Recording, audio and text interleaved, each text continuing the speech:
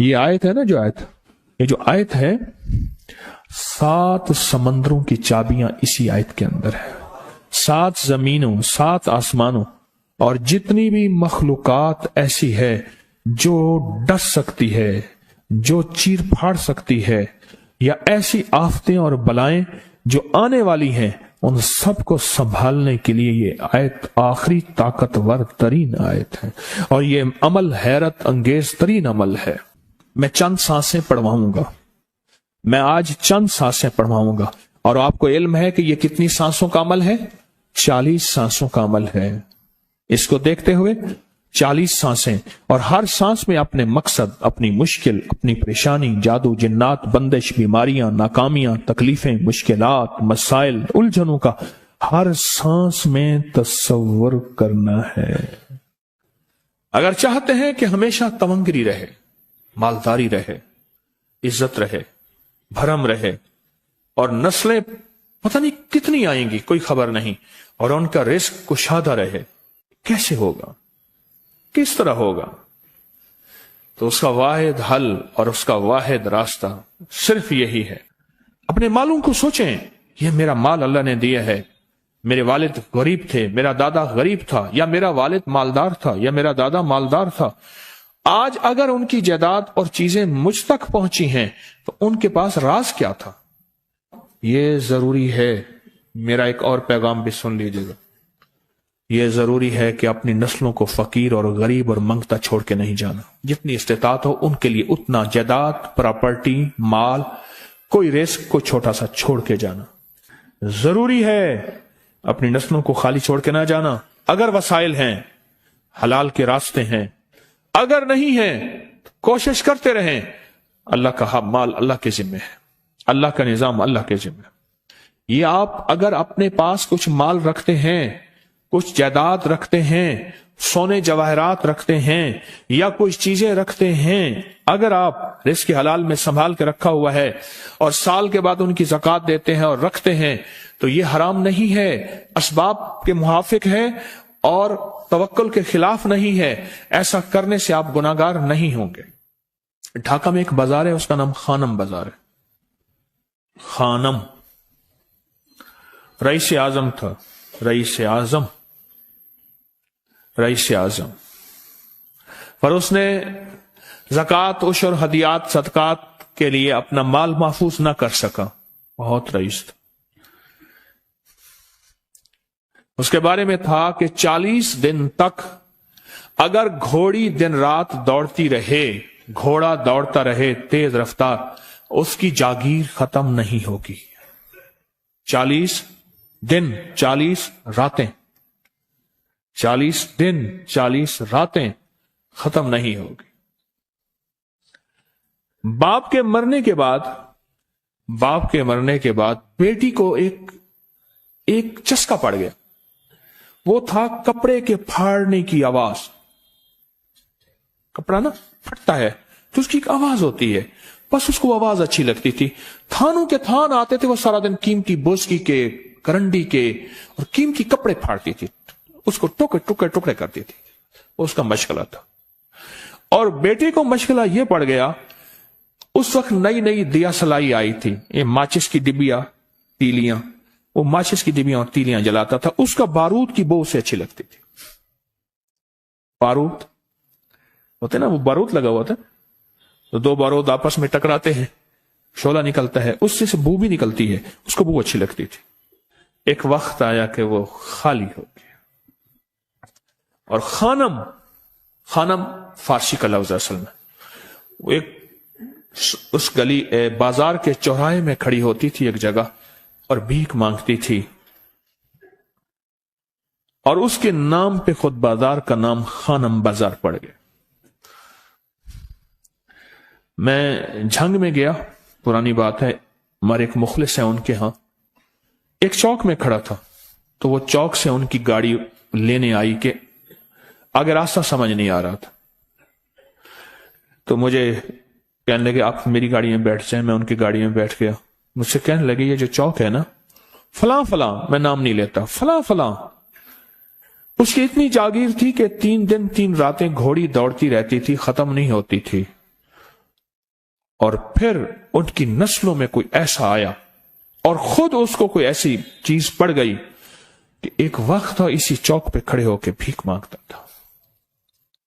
اور ایک دفعہ سخت سردی تھی، بھیک مانگ رہا تھا، سردی میں ٹھٹر گیا اور ٹھٹر کے تو میں چھپ گئے جیسے آج کل سردی ہے. رات کو وہیں مر کے پڑا تھا. صبح اٹھایا، کچھ لوگوں نے چندہ کر کے کفن دے کے دفن کر دیا. میرے حضور کا فرمان ہے اپنے مالوں کو زکوٰۃ کے ذریعے محفوظ کرو، محفوظ کر لو. اگر محفوظ نہ کیا، نسلوں میں فقر اور فاقے، غربت، تنگ دستیاں، فقیری اور منگتا ہونا نسلوں کو دیکھے جائیں گے. پھر نسلیں کہیں گی پدرم سلطان ہمارا باپ، ہمارا دادا بادشاہ تھا، جاگیردار تھا، مالدار تھا. ہمارے بڑے بتاتے ہیں زندگی بھر کے لیے فقر اور فاقہ، غربت اور تنگ دستی سے بچے رہیں گے. غیب سے اللہ کا نظام ایسا چلے گا، ایسا چلے گا، ایسا چلے گا. اللہ سارے بھوکے ہوں گے، سارے پیاسے ہوں گے، سارے فقیر ہوں گے، سارے منگتے ہوں گے.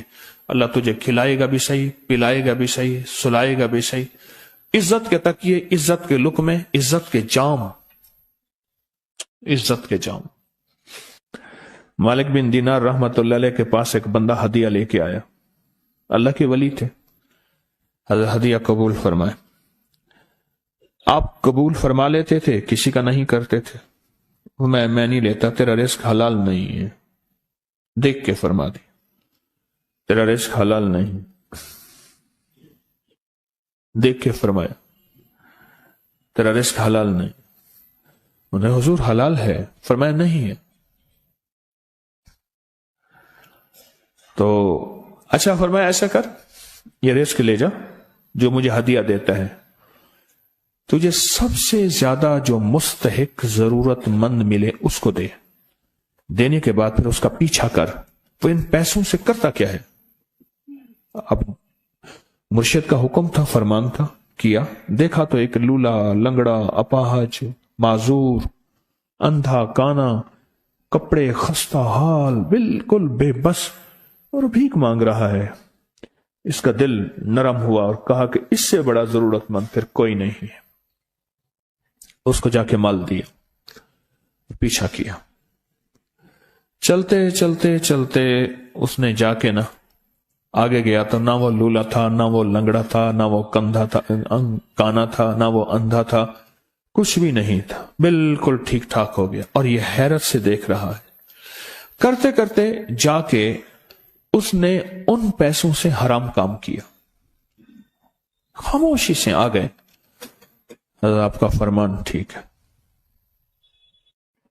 میں اب یہ میرے پیسے لے. یہ جا کے کسی ایسے بندے کو دے جو تجھے سب سے زیادہ مالدار نظر آتا ہو، خوشحال نظر آتا ہو، بہترین نظر آتا ہو. اب پیسے لے لیے. اب دیکھا تو ایک صاحب ہے، بڑے قیمتی گھوڑے پہ، لاجواب پوشاک ہے اور بہت اچھی حالت ہے ان کی، بہت اچھی حالت. سوچا کہ حضرت نے فرمایا تھا کہ سب سے زیادہ خوشحال کو دینا. اس کو جا کے پیسے دیے، اس نے لے لیے. اب اس کا پیچھا کیا. وہ ایسی دکان پہ گیا جہاں سے راشن لیا جاتا ہے. اس نے تھوڑا تھوڑا راشن لیا. وہ حیران ہو گئے، اتنا مالدار آدمی ہے، ایسے راشن لے رہا ہے جیسے کوئی بندہ روز کی آئے روز کی کھائے، اتنا ضرورت مند. اس کا پیچھا کیا. ایک پرانی حویلی تھی، ایک پرانا محل نما ایک گھر تھا، ٹوٹا پھوٹا. اس کا جا کے دروازہ کھٹکھٹایا. ابھی اندر جانے ہی لگا تھا تو اس نے لگام پکڑ لی. اس نے دیکھا تو ہے تو وہی جس نے آج میری مدد کی ہے. کہا تجھے اللہ کا واسطہ ہے، اب مجھے اپنے حالات بتا دے. تو کہنے لگا تو نے جس کا واسطہ دیا ہے اور پھر تو نے میری آج مدد کی ہے، میں نے آج تک اپنے حالات کسی کو نہیں بتایا. میں رئیس اعظم تھا. تلک الایام نداولها بین الناس. اللہ کی طرف سے آزمائش آ گئی اور فقر، فاقہ، غربت، تنگ دستی ختم، ہر چیز ختم ہو گئی. कई दिनों से मैं भी भूखा हूं, मेरा घोड़ा भी भूखा है, और ये मैंने कपड़े संभाल के रखे हुए हैं, ये एक लिबास है रखा हुआ है, बाहर इसी लिबास में निकलता हूं, किसी को यह शक ना पड़ जाए ये भूखा है, ये फक्र की हालत में है, ये गुर्बत की हालत में है। मेरे हाल से कोई सवाल का दरवाजा ना खोले, गौर से समझेगा। मेरे हाल से कोई सवाल का दरवाजा ना खुले, मैं ऐसा हाल बनाऊं लोग मुझे सवाली समझें, कि कुछ लोग जुबान से सवाली नहीं होते। मेरे आका का फरमान है, अपनी बीमारियों का सदके के जरिए इलाज करो।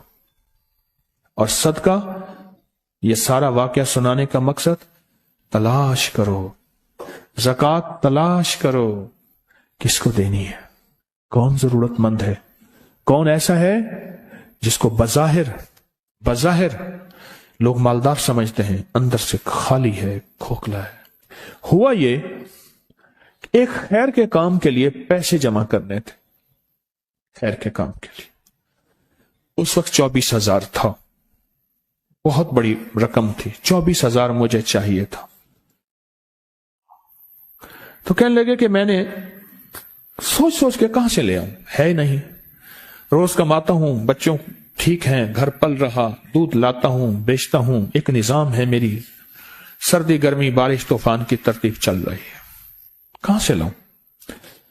कहने लगे, ख्याल आया ये मोटरसाइकिल न बेच दूं। फौरन उठा, मोटरसाइकिल ले गया। गालिबन मुझे बताया कि 28,000 का ये यामा मोटरसाइकिल बिका, और बेचने के बाद मैंने उठा के सारे पैसे 24 उधर दे दिए, बाकी रख लिए। अब खाली होके बैठ के फिर मुसल्ला बिछा के अल्लाह से मांगना शुरू कर दिया, और मांगते मांगते आलम यह हुआ कि मैं फकीर हो गया। अल्लाह ने मुझे 4 दिन आजमाया। उसने अल्फाज जो इस्तेमाल किए ना, पंजाबी का लफ्ज, वो अल्लाह ने ना 4 दिन मनु दब के रखे। हाँ, लाहौर की पंजाबी और फैसलाबाद की पंजाबी में बड़ा फर्क है। फैसलाबाद की पंजाबी खालिस सिखों वाली पंजाबी है, लाहौर की पंजाबी में बड़ा फर्क है। दब के रखा, थोड़ा सा आजमाइश आती है, अल्लाह देखता है कच्चा है या पक्का है। कहा, बस उसके बाद मैंने अल्लाह से कहा, अल्लाह, तारिक बिन जियाद ने सारी कश्तियां जला दी थी, और कहा, कहो अब बताओ अपनी फौजों को कहां भागोगे, इधर भी मौत है इधर भी मौत है, फिर लड़ते लड़ते मर जाओ। पीछे समंदर की मौत, ठीक, और आगे दुश्मन की मौत है, कश्तियां सारी आग लगवा दी, अब करो, बोलो क्या करोगे, बोलो क्या करोगे। अल्लाह ने सारा निजाम फतह दे दी, कामयाबी दे दी, और कहा फिर अल्लाह ने मेरे लिए जो दरवाजे रिस्क के खोले हैं, अब मुझे कोई भी चीज जरूरत होती है, मैं घर की चीज बेच देता हूं, और बेच के अल्लाह के खजानों में देता हूं बगैर सवाल के। उसके अल्फाज हैं, क्या अल्फाज है, बगैर सवाल के अल्लाह मुझ पे रिस्क के दरवाजे खोल देता है, अल्लाह मेरी जरूरतें पूरी कर देता है, अल्लाह ने मुझे खुशहाली दी है। और मुझे कहने लगे, सारे गुर मुझे हाजी साहब ने बताए थे, अल्लाह से लेने के सारे गुर ये मुझे हाजी साहब ने बताए थे। तो आपको एक लफ्ज कह रहा हूं, जिसको भी देखेंगे कि उसकी नस्ल दर नस्ल, दसर दर नस्ल रिस्क के दरवाजे हैं, तो वो खुलेंगे सिर्फ देने के नाम पे, सवाल के दरवाजे खोलने के नाम पे, सवाल के दरवाजे खोलने के नाम पे कभी नहीं खुलेंगे, वरना रिस्क आजकल के मॉडर्न जुए में चला जाएगा। आजकल के मॉडर्न जुए आए हुए हैं। अपने रिस्क को मेरे आका का फरमान है, और बीमारियों का इलाज सदकों से करें। और सदके से मुराद सिर्फ बकरा नहीं, सदके से मुराद सिर्फ सिरिया नहीं, सदके से मुराद काले मूंग नहीं, सदके से मुराद तेल सुइयां नहीं, सदके से मुराद, ये मैं मुख्तलिफ आपको तक अंदाज बता रहा हूं। यहां LOS है लाहौर के साथ, ये पहले नहीं बना था, नाला था, नाले के इधर एक समनाबाद की तरफ सड़क जा रही है, पुरानी बात है। वहां कुछ बंदे ने किताबें लगाई हुई थी, बंदे ने किताबें लगाई हुई थी।